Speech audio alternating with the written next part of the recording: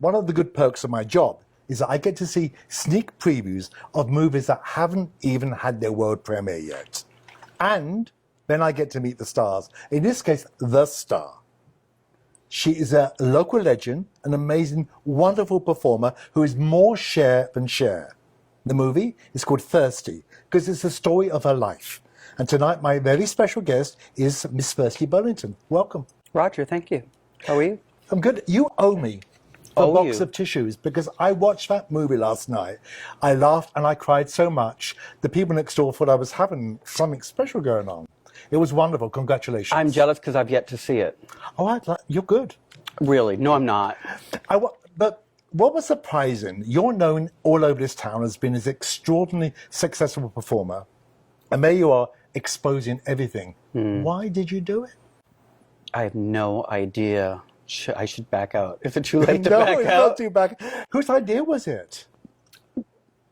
It was Margot and Lisa's, the director and producer, Margot Pelletier and Lisa Thomas, approached me years ago. We used to do drag shows in Provincetown in the wintertime when no one had anything to do, just to keep people from jumping off the monument. You did bingo, well, you knew. But I did bingo. I did drag shows before bingo. Bingo was an afterthought. Me and a girl named Pearline used to do a 4, 7, and 11 nightly. So we would drag people off the street and they would come in and see the show. So they must have thought we were crazy. And at the end of the show, she said, "You're something special and I'd like to maybe do a documentary or a little interview with you." So of course I threw away the card because I thought she was crazy, and it's winter, so people are looking for something to do. But they came back next year and they were serious and they wanted to do a story about my life. So how much of it, did you write the story or gave them the notes? Well, I gave them interviews over years. I would say about 4 years of interviews. So they would just call once in a while and they would ask me about my life and different experiences. So I think what happened was the movie is a series of interviews they asked me, and then they would interview my family and friends. And then from there, it went to a whole lot of different series of scripts. And some were great and some weren't great. And then they just kept whittling it down. And then it became a musical. And then it became bigger and bigger and bigger. And now it's what it is. A queer, what's it called? A post-queer musical? It's a post-queer musical. So you haven't seen it, but so you can't answer my next question is, how fictionalized is it or how near the truth is it? It's pretty near. I mean, there are those fantasy scenes where, you know, I'm a girl playing with the Scotty character's playing with the girl in pink character, which is his alter ego. So I think the idea was when I'm not able to fight my own battles, which I said to them, because Scotty's kind of shy, when I want to, puff up my chest a bit, Thirsty can do that for me. So they took it literally almost in the film and they made them two separate entities. Which you know is going to make you like a role model, because kids going through those struggles today are going to love that part of the movie. Yeah. I mean, I guess you kind of, you have fantasy creations that you create, but I kind of was all that in myself. I didn't have like what do they call it when you have a friend that's... Imaginary friend? Imaginary friend. I was my imaginary friend. But you were very brave to allow them to show parts of your life. For example, when you tried to stop being Cher and being Thirsty, singing. You were very brave to do those parts.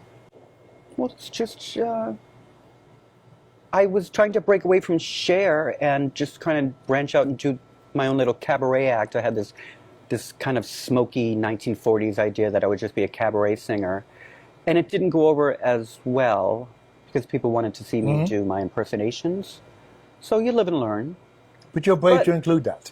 I'm brave to do the entire project, I think. Okay, so what was missed out? What are the risque bits that we want to know which didn't make? What's on the cutting floor? All those crazy, well, I can't tell you because it's been... No, you need to tell. Probably a lot of the promiscuous behavior and... Of you? Yeah. Really? Poor. No, not really. And, you had to make it, somewhat watchable. So you're hinting there could be a director's cut? There's definitely a director's cut. There is. Most of my work's probably on the floor. So, And I mean that literally. No, I don't. so was the whole experience cathartic for you? It was really beautiful. I mean, every day, even if I wasn't in a scene, I would go to set just to kind of check things out and kind of stand in the background. And it was like photographs come to life. Your childhood photographs are now living. So my Uncle Gene, who taught me how to sing when I was 6 years old, he was now alive. Oh, that's You know what I mean? That's So a nice... I got to see all those people again. My mom was alive again. So it was really emotional. It was hard to get through. I mean, the rough cuts that I've seen, I cried all through as well. Well, my favorite part, I don't know what your favorite part is. My favorite part was at the beginning where these kids are doing this like a West Side Story, Sharks and Jets. Well, I don't think you can say West Side Story because it may have been too close for comfort for someone involved. Yeah, but I totally see it. Will you explain to us then what happened in that little scene? It's very cute. Daily I would be teased for being feminine and having dolls, and it was just a daily thing. So the boys start to pick on me, and it become this like dance sequence with backflips, and it was very sweet. It's called You're an It. Oh, yes, that's right. Because they would say, are you a boy or a girl? And I'd be like, I'm an It. Because I didn't know what else to, you know, I trying to get through the frickin' day. They captured the decade so perfectly. Yeah, it was great. Especially now. 1970s. So, you as a teenager, you were Johnny Beecham. What a hottie he is. Oh, so were you. Bouchon, sorry. That's good. So were you. Well, he's a dreamboat. How do you get him? He'd auditioned. Really? Yeah, he went in there with all his Cher stuff, and they were like, don't need you to be Cher quite yet because you haven't gotten there yet. He's a spicy he's doing very well, actually. Very well. What's it like being able to pick people to play you? I had nothing to do with it. You don't? At the very end, they would show me photographs of the people that they would narrow down, and I would be like, he looks more like me than this one, and let's hear him talk. And so I had a little say, but for the most part, I kind of gave my story to them, and then now it's their art piece. But it's nice when they pick someone nice like him to play you. Oh, he's a cutie pie. Very cutie. Is he coming next week? He's coming. Did you see him in person? That's an interview, guys. Wow. So, Cole Kenzo, who plays Little Scotty, amazing. And Deirdre Lovejoy, who plays my mother, amazing. She's been in everything. How many Scotties were there in that film? There were 3, including me, and then there were 2 Thirsties, which were my alter egos. So your friend first brought you to Provincetown. When was that? My friend Ronnie took me to Provincetown. We were in Boston. We had just seen Mask. And I said, we come out of the theater. I'm like, Rocky, don't do this to me. Make yourself well. And he was like, wow, you really did that really well. I was like, oh, whatever. That's in the film. It is in the film. And he said, why don't you come enter a lip sync contest? And I was like, all right. So we went to Provincetown, and I entered. It was put on the hits or pumps or something, and I won. And then I was hooked. And I just... You're hooked on the drag or hooked on Provincetown? Hooked on the attention, hooked on the... I kind of always been fluid, so the drag was kind of already there. But of course you're hooked on Provincetown. I mean, how wonderful is Provincetown? Yeah. And let's explain where Thirsty comes from. Thirsty came from a photographer was doing an ad campaign in one of the local Boston papers about cigarette smoke, and he wanted to do a play on words, like something about a drag of smoke is like a drag of, and then he wanted to put a drag queen in it. So I hadn't really done drag. I did a little modeling, champagne glasses and wig because I have gorgeous hands, something like that. So he said, come up with a female name because we don't want the public to know you're a guy. So my friend was, it was back in the 90s, and, Cindy Crawford and Naomi Campbell and Christy Turlington. Oh. And I loved Christy Turlington. So he said, why don't you be Thirsty Burlington? I said, all right, I'll do it. Oh, it wasn't to do with drink then? Well, it wasn't to do with drink, but I adopted drink after that. That's good. Your career is very rooted here in P-Town. Is this home for you now? Definitely, yeah. I've been here for 20 years. 20 years. Yeah. You're not going to go anywhere. Well, my body keeps saying move south because I keep crinkling and crickling, but I couldn't imagine not being here. And now you've got a taste for the movies. You're going to do some more? Yes, I hope so. Like what? I want to play like a large black man or something way different than me. You know what I mean? Like a goat. I don't know, just something out of this world. Well, let's see. We could do Thirsty in Space. Really? Why not? Why not? You have this enormous talent to make us feel good and make us laugh. What makes you feel good and laugh? Same. You know, I love comedians. I love guys that make me laugh. I like seeing. I like young performers that have a twinkle in their eye, and I love to kind of encourage that. Yeah, I love theater. I love to see all sorts of types of theater. So usually I don't get to do it because I'm always in a show. So this summer I'm not doing a show, so I'm going to get to see everything. So I'm going to really love it. And when does Thirsty disappear and Scott appear? When the lights are down and the show is over, everything comes off. But she's there still, I think. All the time? Yeah. Is that good for you? I think when I'm Scotty in a public setting, it makes people uncomfortable because they're not sure of my gender. So if a man happens to find me attractive from across the room, once they realize I'm a guy, they're pissed off at themselves. Now, it's my fault that you thought I was cute. So then that becomes dangerous because then they might want to hurt you because it messed with their sexuality. But why can't, I find women attractive all the time, and why can't you just be confident in your own sexuality to find another dude attractive? So when I'm dressed as Thirsty, people know I'm a drag queen, but it kind of allows you to be a little bit freer. Am I making No, any you're sense? making a lot of sense. So Scott is, if we were interviewing Scott, he'd be a quiet man. Scott's a little shy. You know, when I'm out as Scotty, I kind of hide in the corner and kind of observe other people. I heard that. Isn't that weird? No, I think it makes sense to me. It makes sense to me. Yeah, Scotty's more like Thirsty can perform in front of 1 million people, no problem. Scotty would have an issue because you're putting on a mask. And the whole thing I think about this picture is to learn to take away your mask. You do so very bravely, and I think the people who love you and know you here, and even your very close friends, will be shocked to how much you have opened up in this. Yeah. But, Which could get me in a lot of trouble. Because not only am I kind of opening up my life, but I'm also opening up my family's life. Because with my childhood, my mother, my sisters, my family's involved in that.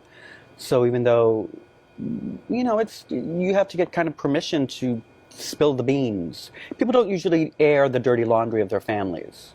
But your family, you have sisters, right? I have 2 older sisters. Have they seen the movie? No one has seen the movie. Only you have seen the movie. I'm seeing I'm privileged.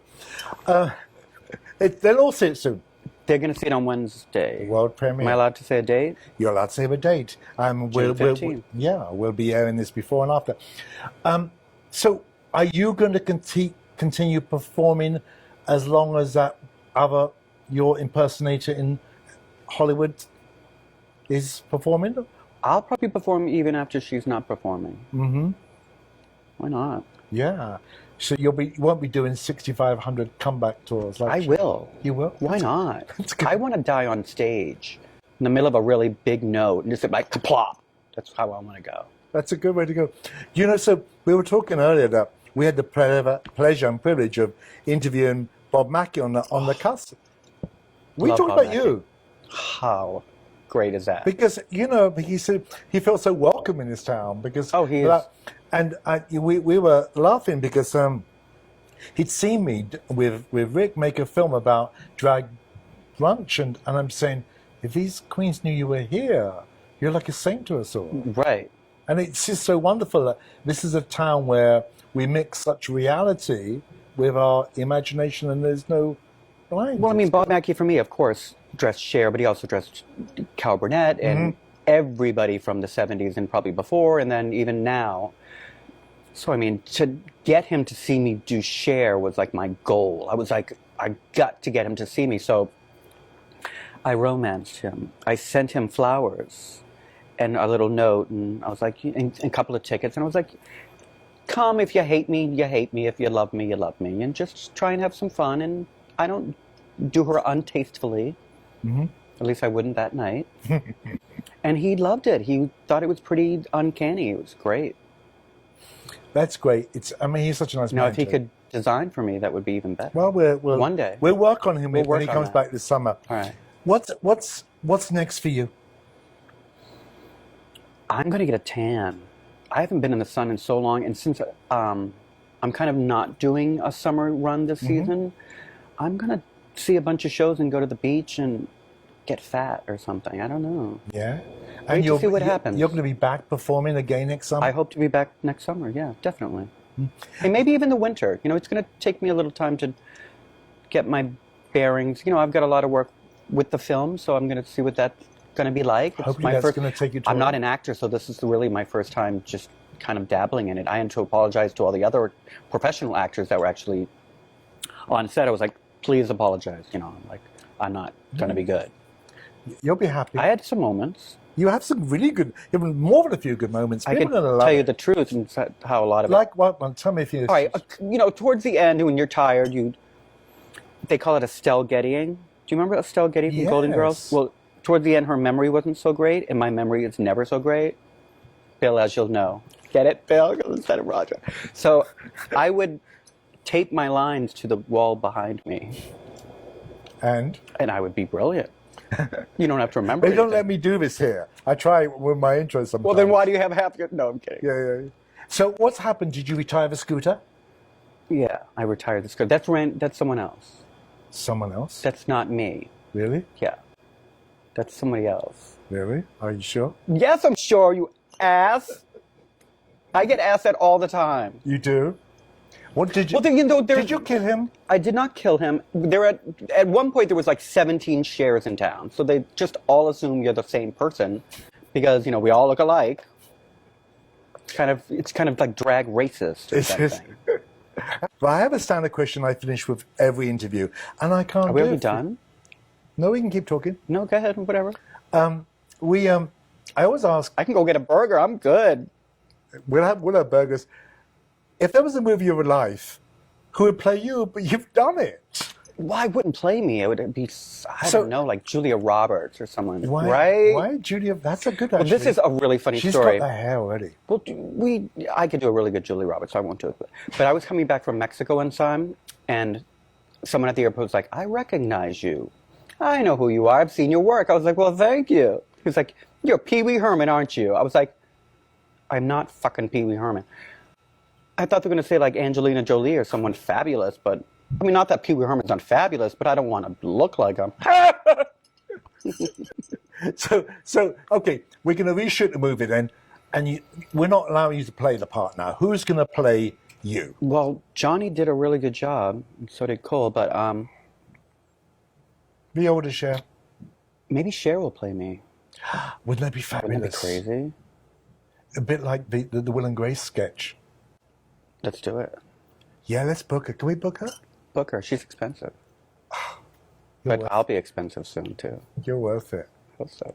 We're thrilled we saw the film. We're really excited. We're going to speak to the mayor. You're on the front cover of all the magazines. I know, I love it. You can be all over our screens, our channel. I think we should make this first year Burlington week. And I'm so freaking out about it. And at the same time, I want to hide in a hole. No, you're I need to embrace it. You're loved here. I know, and it's really sweet. I'm going. And we're excited you came and spent time with us. I'm gonna stand there and accept the applause. Isn't that what you're supposed to do? Just enjoy the moment while it's happening, because it doesn't happen all the time, and it could be over tomorrow. We haven't had your moment yet, but we're going to see you at the premiere. We're going to catch you, and we're going to see you be mobbed. It'll be great. We're so excited we're allowed to see the film, and we're so excited you're here tonight. Thank you so much. Thank you so much. Good to see you. Thank you.